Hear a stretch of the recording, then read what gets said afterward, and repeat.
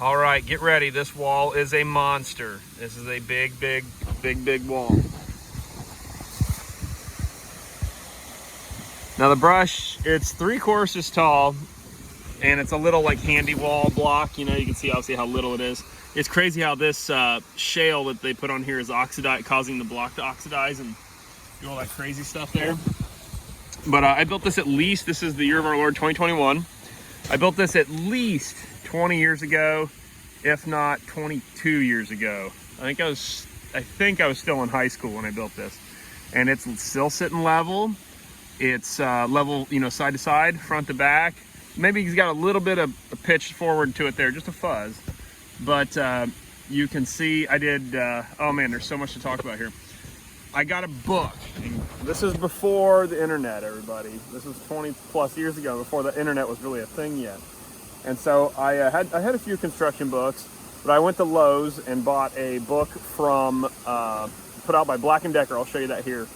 And it had a step-by-step pictorial of how to build a retaining wall. And that's what I followed. And you know, all your principles: base, drainage aggregate behind it, your tile, you know, your perforated tile to get the water out of there, all those kind of things. And what I was doing, I hand dug this, which isn't much, of course, and that's when I was young and had a lot of energy, right? But I hand dug this thing, and there's another drain tile there, you can see. So I was really adamant about doing it, you know, the right way, right? And you know, one of the things, you know, we learned here, see, it's got a little bit of lean forward there, but you know, whatever. So long story short, a lot of the things we learned about, you know, retaining walls is, when I was digging this out, I ran into bedrock. You can see the rock, this beautiful waterfall, and all this shaly sandstone, whatever in the world this stuff is, back in here. And I hit bedrock immediately, like just a few, I don't even know, just a few inches into the ground. And I was really thinking, do I bust this out of here? Do I build on top of it? You know, whatever. And so the decision I made was, where the sandstone was firm and solid, I put my base on top of that. I used a hand compactor, which you don't do. And this was before open graded base was like a thing. And so I based that out, built it up, got it leveled. And this is back when I did the leveling of block to block to block, and that's not the way to do it.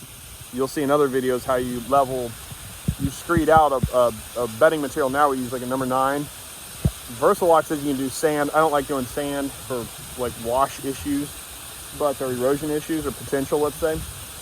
But we leveled these block to block to block, and that is the wrong way to do it. It takes way too long, and it also drives you mad. So anyways, that's kind of what it is. So things we learned is, it took me way longer than I thought I was going to. Did it all by hand, which, you know, a little wall like this, our guys now could crush this by hand now too. I didn't put a swale behind this thing. So ideally it should have been taller, and we should have actually done a swale behind this wall here to push, you know, all this sheet drainage here, all this runoff, and catch that water and push it around the side. That's the ideal thing. But, you know, obviously it's held up fine over the years, and actually done really pretty admirably, I would say, for kid contractor that you could argue didn't know what he was doing. So this was my embedded course, you can see, and you can see I had a gap there, which, you know, ideally you don't want to do that. Let me see here.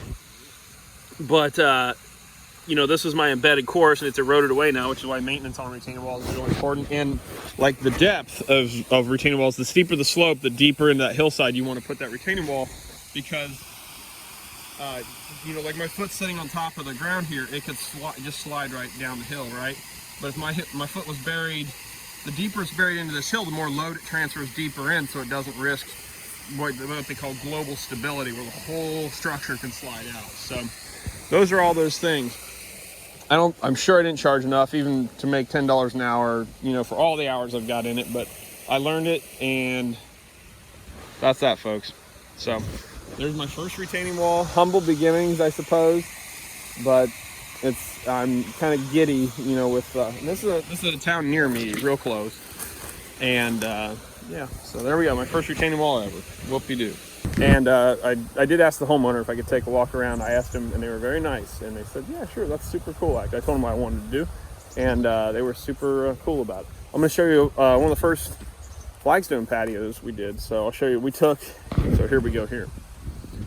So this was an area we did. It was just kind of rustic and whatever. But all this stone was mined, I say mined or whatever, but was pulled out of the creek. And I really thought the concept was cool to take like these big slab steps, these big slab sandstones, and stack them into the hill. And like that one's pieced in there. That's kind of cool.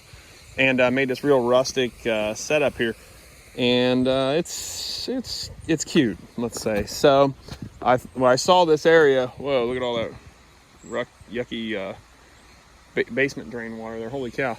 But you can tell, you know, drain pipe again behind there to pull water out of it. And again, for being, this one's probably 15 years old, this setup here.